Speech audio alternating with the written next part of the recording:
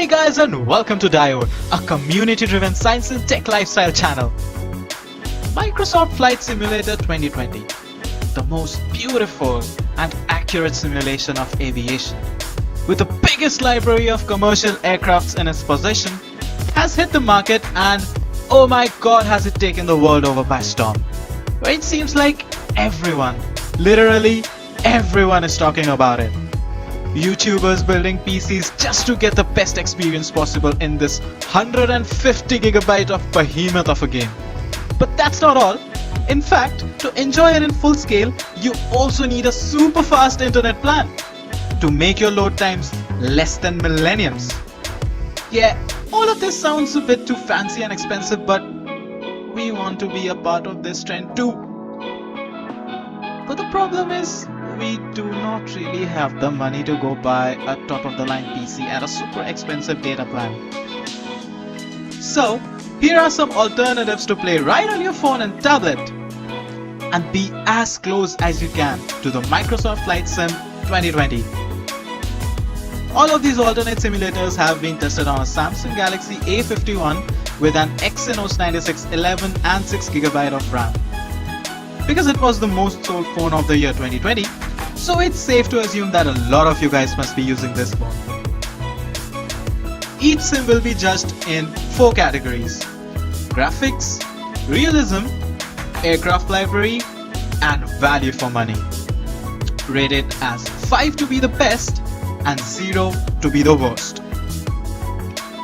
So number 1, we have Infinite Flight Simulator. Infinite Flight straight up is one of the most beautiful flight simulators in the mobile market. With a fair choice of aircrafts in its kitty, the main problem though is its price. It's $499 just for the base pack, where you get a limited number of aircrafts and flying zones. What the hell is even a flying zone?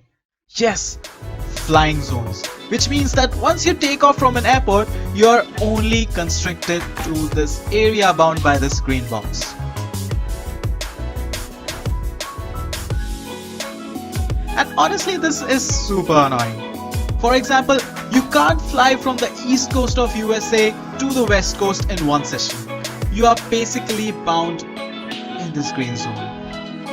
And the choice of aircrafts in the simulator are huge. And it clearly shows that the team really put some hard work into it. Although most of it is locked for till you get the Pro subscription. And you obviously get the popular planes like the Airbus A320 and the A380 with the standard pack, along with Boeing 737, Bombardier CRJ200 and the ever so popular Cessna 172 Skyhawk, just to name a few.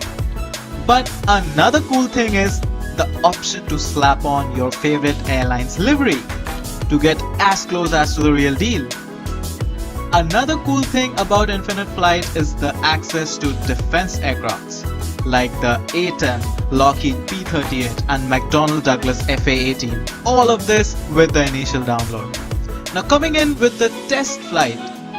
As you can see, the cabin looks fine, it's nice and crisp, the HUD looks great. So let's take off then. So as you can see straight up, the ground looks a bit blurry and not very detailed, but I think it's evident because it's meant to be for mobile devices. But I'm pretty sure it will look much better when we go higher up. But overall the takeoff was great, wasn't it? For testing the physics, I did fiddle around with the flaps at 30,000 feet height and think the physics are okay. It did lose a lot of speed, but it did seem a bit unnatural compared to a full-fledged sim. But I think that's okay for a mobile game, right? Okay, so the time for the ratings. For graphics, the Infinite Flight gets a healthy 3.5. For realism, it gets a 4. For aircraft library, it gets a full 5. And for value for money, gets a 2. Because I think the choice of civilian aircrafts could have been more for the price it comes. $499. Next we have the ever so popular X-Plane, which is killing it on Steam for years now. But let's see how its Android counterpart fares. Straight up, take a look at the scenery, the cockpit. Everything looks so beautiful. And you can adjust the weather and make your flight a bit challenging by introducing system failures, but that's basic. But the main highlight is that the smallest of the things in the cockpit, like the FMS, are interactable. Holy moly! Now I can see we are gradually moving closer to the Microsoft solution. Controls are superb, and the fact that you can visualize wing flex in real time is super amazing. Now that's attention to detail. But if you plan to go multiplayer with a subscription, there is no ATC, so mind the collisions while taxiing.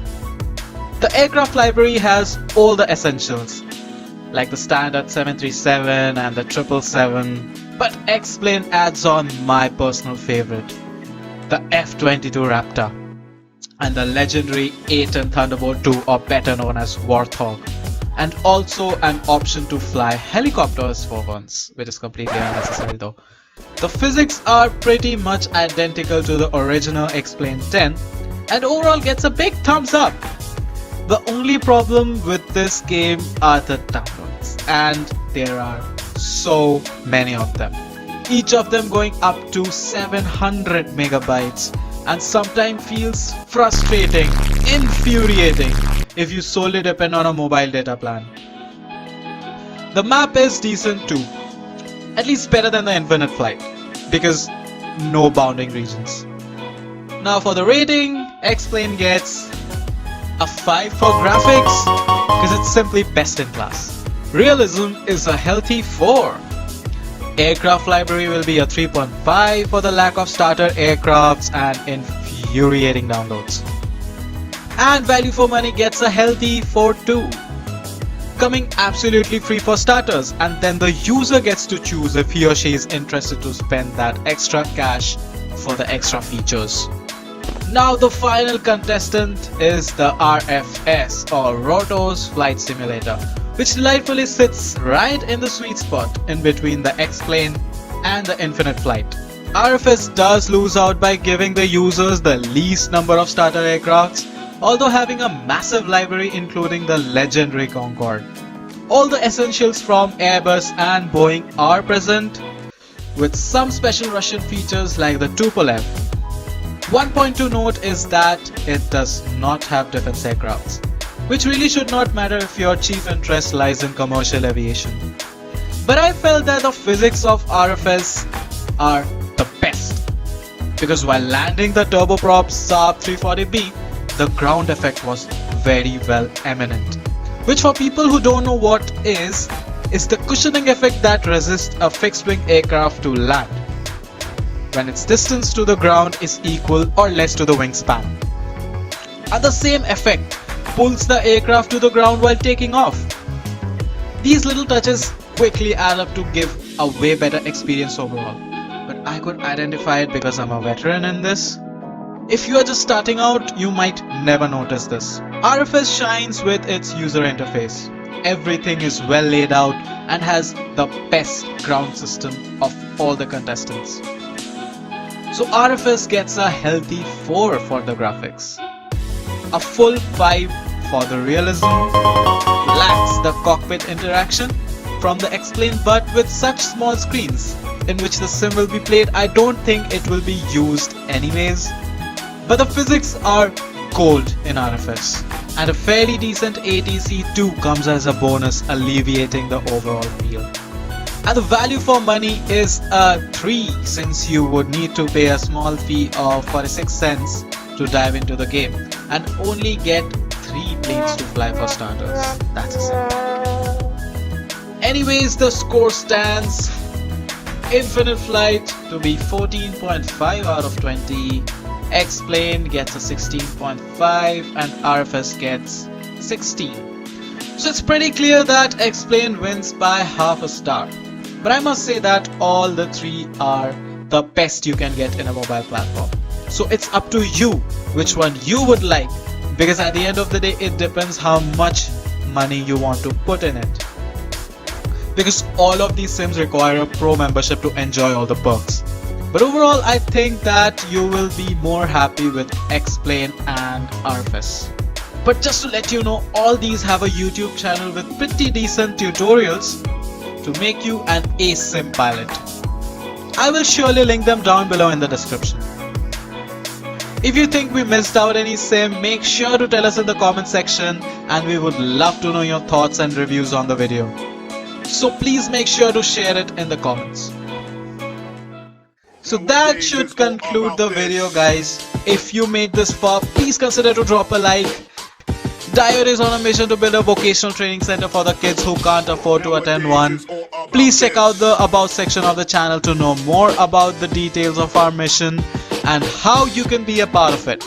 It would never be possible without your support.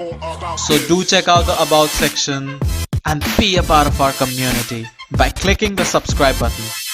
Do follow us on social media to stay connected with the Diode fam. Also, don't forget to join us on Discord, where we are live every Sunday at 9 PM Indian Standard Time. So, see you guys in the next one.